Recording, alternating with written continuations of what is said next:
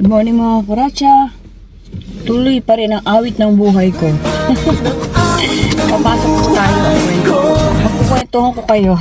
Kwentuhan ko kayo. Makinig kayo ha. Yung kasaysayan ng aking buhay. So, pray muna tayo bago mag-drive. Ayan. Papasok po tayo sa trabaho mga kuracha. Bear with me. Hindi ko pwedeng hawakan yung telepono. Shh. Ayan.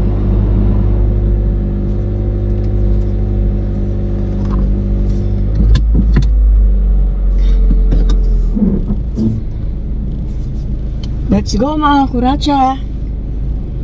Alam nyo, dumating kami dito sa Amerika. Hindi nyo na itatanong. Tanungin nyo nga. Andiyan yung kaibigan ko, naglalakad, kakawayan ko muna. 2016 po kami nakarating dito. After 23 years na ipinitisyon kami ng aming mami, ng mami ko, parents ko. Ayun, nakikipagkaway-kawayan ako kay Habibi. Ewan ko, taga saan. May turban sa ulo, turbo. Ano yun, lulutuin yung ulo.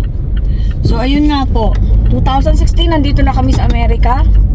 2016 ng February. 2016 ng April, may work na kami. Hindi po ako nagtatrabaho dati. Nagbi-business na ako sa Pilipinas. So, hindi ko alam paano mag-work na may amo. Nag-apply po ako. Actually, hindi ako nag-a-apply, si Don P. Siya nagpipilap lahat. Ako lang yung pupunta sa interview. So natanggap naman po ako. Yung first experience ko sa Raps ay hindi maganda dahil yung nagtitrain sa akin ay masama po ugali. Umiyak po ako doon kasi nga hindi ako sanay ng ganun. Hindi ko po tinuloy yun kahit pinipilit nila ako. So apply ulit, napasok naman tayo sa Ross. Actually, sabi ng ate ko, mag-practice ka ng office work mo para makapag-apply ka. Ayoko po sa opisina kasi madali ako mag-board. Alam niyo yun, yung hindi ako tatagal sa opisina ng poor paperworks. Bebertiguhin ako doon. Ayoko doon, te, sabi ko. Gusto ko kung hindi sa restaurant, sa mall, maraming tao. So, ito na, to make the story short, nag-apply si Don P. Dalawa kami. Alam niyo bang licensed architect ang asawa si Don P? Pero nag-apply po siya kami dito sa Target. Sa sales. Siya nag-apply nung orientation, natanggap kami kaagad. Nag-orient kami, orientation. Ayan. Natanggap kami, pumasok kami. Siguro ilang buwan lang siya, umalis na siya, lumipat po siya ng iba. Mahirap po mag-apply. Maganda po kasi dito sa post office dahil maraming benefits. Hindi naman po sila agad tumatanggap. So, natenga si Don P. Para po, may work siya. Nag-Uber po siya. Pero after 2 years, nakabili na kami ng sasakyan dito. After 2 years pa, hindi nakabili kami kaagad. Kasi ginamit niyang pang Uber yon. Okay? Yung taon din po na yun, bumili kami. Nag-Uber po siya, naiiyak-iyak din siya kasi hindi naman niya po talaga ginagawa sa Pilipinas yun. Degrading po talaga kasi hindi naman kami dito professionals. Professional kami sa Pilipinas, mga graduate kami, may degree kami, ganyan. Pagdating dito, need mo pang mag-apply or mag-work, kumuha ng units para ma-practice mo kung ano man yung natapos mo. Pero si Don P, matagal lang pinadala dito sa Amerika ng kanyang company. At saka nag-work siya sa Malaysia as architect din. Pero license siya sa Pilipinas. So makaka-relate dito ibang mga professional na nag-abroad. So ayun na nga po. Sa Target po ako natanggap April 2016. Until now po, nag-work ako sa Target. Mahirap po. Mahirap pakisamahan yung mga iba-ibang lahi po kasi. Pero mas mahirap pakisamahan ng Pilipino dahil backfighter po yung iba. Hindi naman lahat. May mababait din. Kahit naman saan may mabait, marami pong bully dito. Mga ibang lahi. Minsan yung ibang lahi pa yung bully, hindi yung mga Amerikano. Mababait sila eh. Yung unang-unang naging kaibigan ko, puti po siya, sabi niya sa akin. Shout out sa iyo. Hindi ko na babanggitin pa. Si Sue. Hi Sue. Binanggit din. Sabi niya, Huwag ka magpapabuli dito pag alam mo na binubuli ka, lumaban ka, sabi niya sa akin. So ganun po yung ginawa ko. Ay, marami ako nakabangga. Sa una po mahirap talaga. Pero matututunan mo din. Parang degrading po yung inuutusan ka, ganyan na hindi ka sanay na inuutusan. Pero for the sake na kumita ka. Kasi proud naman po ako kasi tinulungan kami ng mga kapatid ko. Doon kami tumira sa ate ko. Libre po lahat for 2 years. And then nag-decide kami lumipat, mag-rent, ayaw ni ate. Sabi nila, ba't ka mag-rent? Bumili kayo. In short, nakabili kami after 2 years ng isang maliit na condo. Which is yun ang gusto ko dahil duwag po ako. At saka mas mura-mura yung kaysa malaking bahay. Depende po sa lugar. Kasi yung bahay, yung nabili namin, may mabibili ka ng maganda. Pero hindi sa main street, hindi sa main busy area, ganun. Yung nando na lahat. So ayun po, nakasampung taon na ako sa Target. Sa Target po ako nagtatrabaho. Dapat po magre-retire na ako nitong April. Pero naisip ko, ito kung magre-retire, wala na akong magagawa kung mapasok si Don P. Meron akong magagawa, kaya lang hindi na ako lalabas. Doon na lang ako, nakang yuk-yuk sa aking YouTube. Pero nag-enjoy po ako sa YouTube. Although kailangan din nating lumabas para magpa-araw, mahanginan, exercise. So, ito po, papasok ako ngayon. Yun po ang aksay-sayo ng aking kwento, ng aking buhay. Pero ngayon po, si architect, may maganda na rin siyang trabaho na maganda ang benefit. Sa post office po siya. Pero ibang-iba po sa dati niyang trabaho na office work kasi nga architect siya. Pero okay lang. Kasi dito, alaga yung health mo. Dito, kahit wala kang sakit, sine-check up ka. Kasi may insurance ka. Yung iba naman wala. So yung ibang mga kasamahan ko, dito na pinanganak, dito na lahat. Hanggang ngayon, di sila makabili ng bahay. Ganun po kahirap. Kami, maswerte kami dahil kahit papano, nung dumating kami rito, may dala din ako ng konti. Tapos, tinulungan kami ng mga kapatid. So, thankful po kami sa aming mga kapatid. Kasi matagal na sila rito. So, sila talagang bongga. Dahil professional sila rito. Dito sila nag-aral para ma-practice nila yung kanilang craft. So, mga retired na sila at nag-enjoy na lang sa buhay. Habang kami ni Don P ay kumakayod pa rin. Pero okay lang. Exercise namin to. Thankful pa rin. So, yun lang po. Ganun lang po muna ang kwento ng aking buhay nang unang dumating kami rito sa Amerika. Alright? Ayan. Papasok na tayo. And everything. Eto po, kumakayod pa rin sa YouTube, nag-i-enjoy. Kaunting kumikita ng kaunti, nag-i-enjoy. Salamat po sa inyong suporta. Lalong-lalo na sa mga kaibigan, kapatid, kamag-anak, sa mga anak. Sa lahat po na sumusuporta sa aking channel, salamat po. God bless po. Nag-grow na po yung channel ko dahil sa inyo. Thank you po. Thank you sa aking buddy at saka sa mami at daddy ko na laging nandyan, nag-guide sa akin. Alright. Okay. Drive na tayo. So, sanang balik na rin yung camera eh.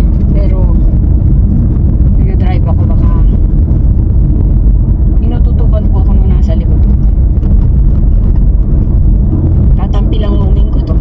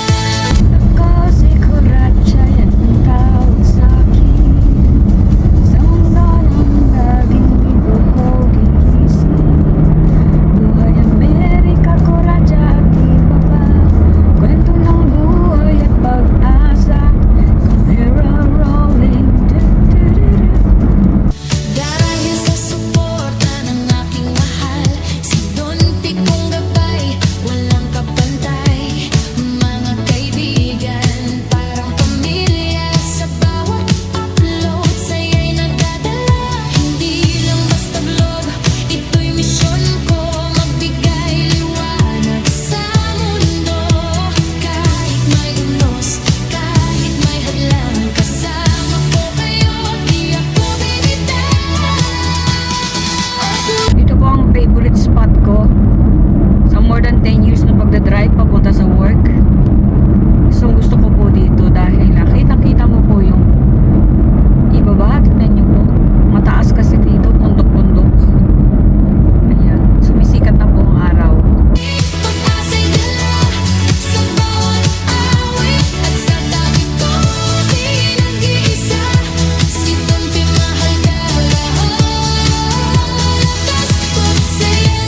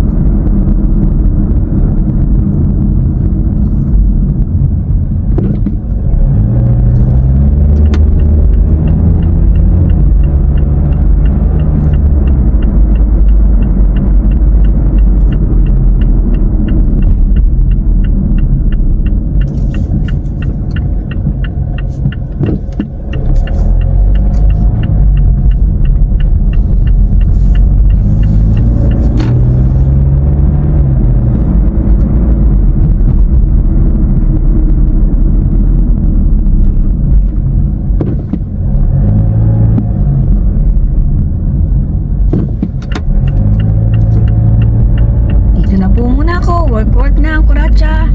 Mga babaeng walang pahinga. Thank you so much.